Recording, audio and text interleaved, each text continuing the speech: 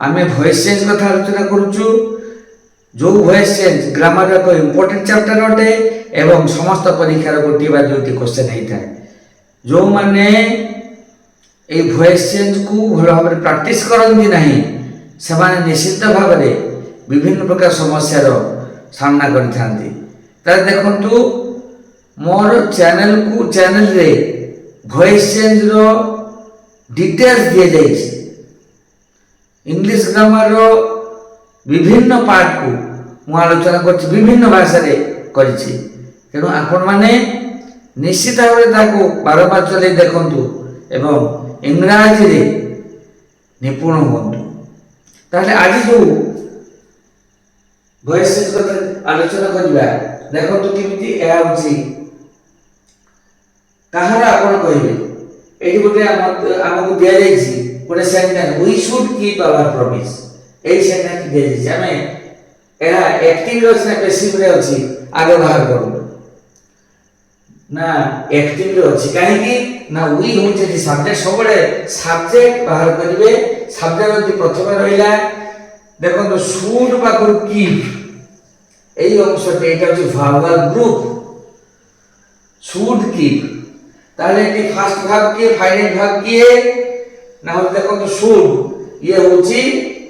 models ये होची गुटे model keep होचे कि मेन भाग आर प्रोड्यूस होचे कि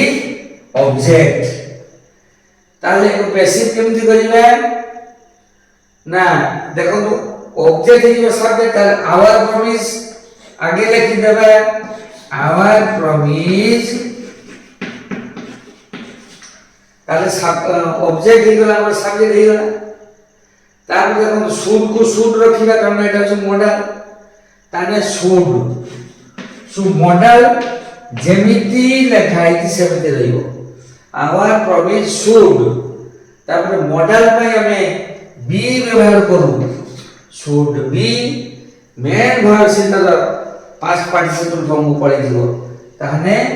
कीप भाग रो पास्ट पार्टिसिपल होची kept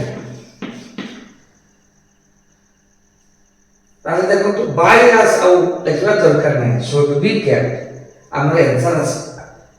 are promise should be kept answer हमें पड़ेगा ताले देखो तो मु आपण मान को बुझेई देली बोली एही प्रश्नर समाधान करबा केते सहज होई गला एही भली बुझी आपण माने